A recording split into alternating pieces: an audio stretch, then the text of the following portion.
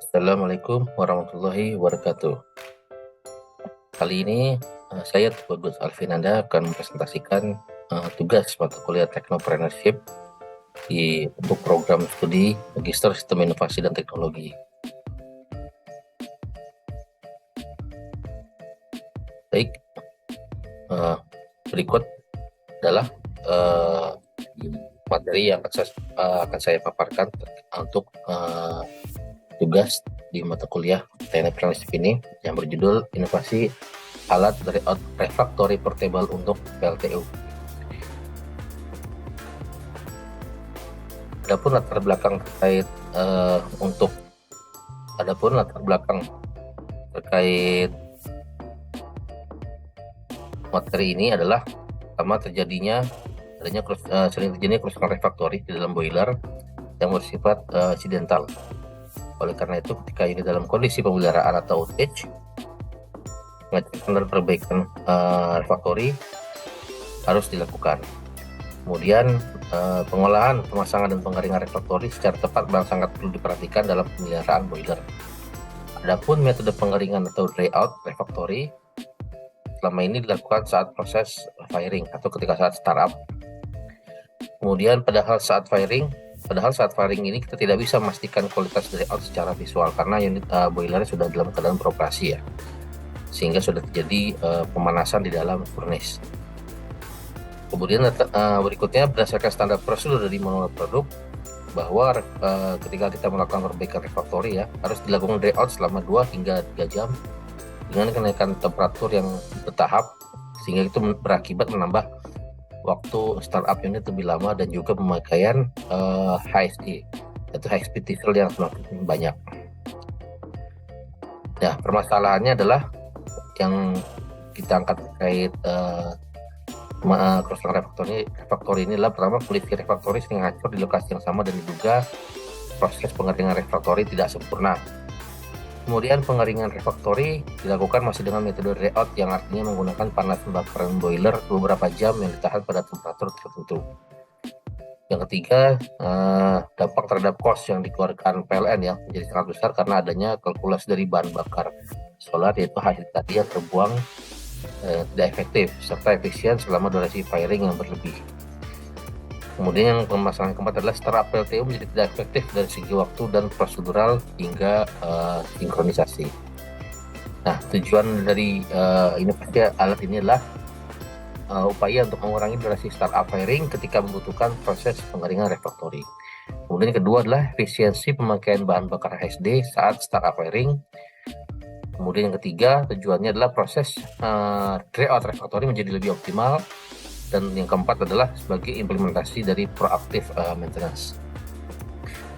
Nah, sebelum kami membuat ya prototipe alat dry out refraktori portable ini, kita sebelumnya juga melakukan kajian-kajian terlebih dahulu, di mana proses-proses awalnya itu adalah kita melakukan workshop root cause failure analysis ya. Jadi kita melakukan secara proses bisnisnya itu di dalam tata kelola pembangkit, kita harus melihat dulu secara root cause-nya untuk kerusakan refraktori tersebut. Kemudian dengan itu juga hasil dari workshop RCFA itu menentukan failure defense task yang akan dikerjakan. Kemudian pembahasan dari FDT mengacu kepada standar dan atau best atau good practice di industri terkait. Output dari failure defense task atau FDT itu berupa implementasi dry out refraktori portable, kemudian dievaluasi secara cost benefit analysis. Setelah analisis cost benefit, berikutnya mengidentifikasi dan mengeksekusi task yang harus ditindaklanjuti. Nah, berikut adalah root cause failure analysis terhadap kerusakan refraktori ya. Di sini ada ini bedanya dengan menggunakan diagram Fishbone, di mana salah satu penyebab kerusakan refraktori itu adalah refraktori yang tidak sesuai, kemudian proses dry out yang belum optimal pengeringan, kemudian human error atau metode pemasangan refraktori yang belum sesuai. Nah, intinya dari breakdown permasalahan ini ada beberapa menghasilkan beberapa task ya.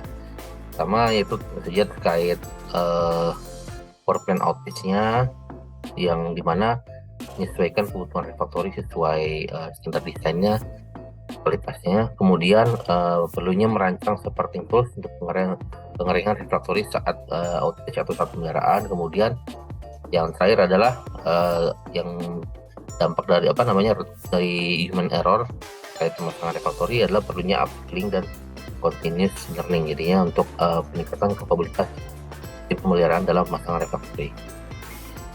Nah, ini adalah kerusakan refactory terjadi di mana kerusakan refactory di boiler itu salah satu penyebabnya adalah keausan mekanik akibat fluid flow, bentukan partikel dan movement solid partikel di dalam boiler seperti batu bara atau pasir ya.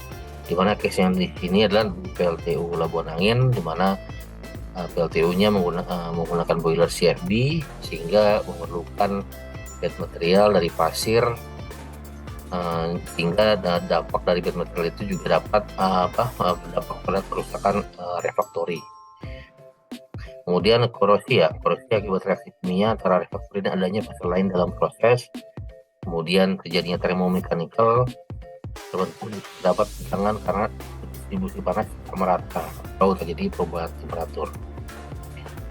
Nah, berikut adalah pembuatan prototype supporting tools dari out refactory portable, di mana alat ini terdiri dari sensor RTD, sensor temperatur, kemudian elemen heater sebagai elemen panas udara. Jadi pada alat ini kami menggunakan fluidanya adalah fluida udara yang dipanaskan dengan heater. Kemudian temperatur gauge sebagai pembanding pembacaan temperatur dari RTD. Kemudian kita menggunakan panel control sebagai pengontrol set point temperatur, sehingga temperatur set untuk pengeringan refactory-nya bisa kita jaga ya. Kemudian manual valve sebagai pengatur flow udara, kemudian nozzle sebagai pengarah aliran udara, dan silang udara. Silang udara ini kita harus yang tahan panas sehingga 300 sampai 400 derajat Celcius. Berikut adalah proses pembuatan dan pengujiannya. Di sini melibatkan tim pemeliharaan dari desain ini. Kemudian ini desainnya belum kita insulation ya, masih masih terbuka untuk sistem heaternya, tabung heaternya. Tapi terakhir kita akan insulasi sebagai tujuan untuk memperkecil losses panasnya. Nah, cara kerja alatnya adalah sebagai berikut, di mana aliran udara ini ambil dari udara kompresor servis ya di pembangkit. Kemudian ini adalah medium heaternya. Dalamnya di sini kami masukkan elemen heater di sini, dan ini adalah udara yang keluar setelah dipanaskan. Jadi kemudian di sini ada konektor untuk mengkoneksi ke power ya, ke panel ini, dimana panel ini men-setting set point temperatur udara yang masuk ke dalam medium pemanas, sehingga udara yang masuk di sini akan dipanaskan oleh heater, sehingga keluaran dari heater ini merupakan udara panas, dan udara panas ini yang digunakan untuk memanaskan refactory, untuk mengeringkan refactory. Dan di sini panel ini kami buat, di sini ada di indikator controller ya, controller dia membaca temperatur dari sensor, kemudian dia juga mengontrol on off-nya si heater. Untuk apabila jadi set point, maka dia akan energize breaker si heater tersebut.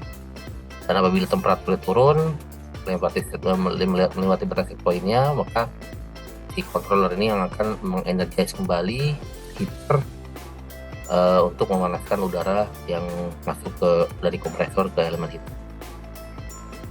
Nah, berikutnya untuk produk kami juga pernah diikutsertakan dalam ajang Conference of Electric Power Supply Industry (CEPSI) tahun 2018 di Malaysia. Waktu itu perwakilan dari rekan kami itu saudara Brio Prinata, di sana alat kami ini lolos di conference kan, sehingga sudah sempat disosialisasikan di dalam ajang CEPSI ini. Nah, adapun kesimpulannya, dengan React Refactory Portable ini membantu mengurangi durasi waktu firing saat startup ya, karena tidak ada tindakan React Refactory saat unit proses startup. Kemudian dengan melaksanakan metode dengan alat React Refactory Portable ini, kualitas refactory setelah pengeringan dengan React Refactory Portable dapat dilihat secara langsung. Dan hal yang paling penting dari sebuah inovasi ini adalah upaya pencegahan dari suatu kejadian kerusakan refactory yang berulang-ulang dan upaya metode pemeliharaan yang tepat.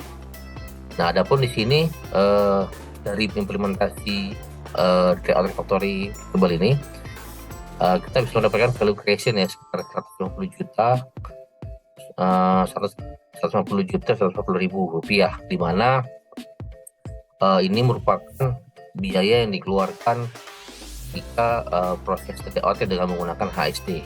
Sehingga dengan mengimplementasinya React Refactory Portable ini, otomatis akan menambah efisiensi biaya operasi pembangkit saat startup ya. Dia akan mengurangi pemakaian HSD. Sehingga inilah nilai yang dapat kita saving dengan menggunakan alat ini. Nah, di sini lihat lama waktu firingnya ya, rata-rata kalau tidak menggunakan React Refactory Portable ini dia mencapai 17 jam. Tapi dengan implementasi React Refactory Portable ini bisa mengurangi waktu firing 3-2 jam. Nah, dimana nanti pemakaian HSD-nya tuh otomatis akan sangat berkurang, dan ini menjadi suatu efisiensi dalam biaya operasi pembangkit. Adapun kendala dalam inkubasi teknologi ini, pertama memang saat itu kurangnya ada dokumen dukung dari manajemen ya, sehingga kita tidak bisa melanjutkan lebih lanjut untuk istilahnya melakukan ujian yang lebih yang lebih berkelanjutan ya, untuk disesuaikan dengan standar. Kemudian tidak ada alokasi dana untuk mengembangkan prototipe, dan yang ketiga adalah rotasi pegawai pada tim yang membuat prototipe, sehingga mengakibatkan tidak adanya keberlanjutan pengembangan prototipe. Jadi beberapa tim yang mengembangkan alat ini sudah mutasi ke beberapa unit dan tidak ada lagi melanjutkan untuk pengembangan prototipe alat ini. Padahal ini berpotensi sebagai satu inovasi efisiensi ya. Nah, mungkin itu yang dapat kami sampaikan. Untuk kekurangannya kami mohon maaf dan terima kasih. Mungkin itu yang dapat kami sampaikan. Wassalamualaikum warahmatullahi wabarakatuh.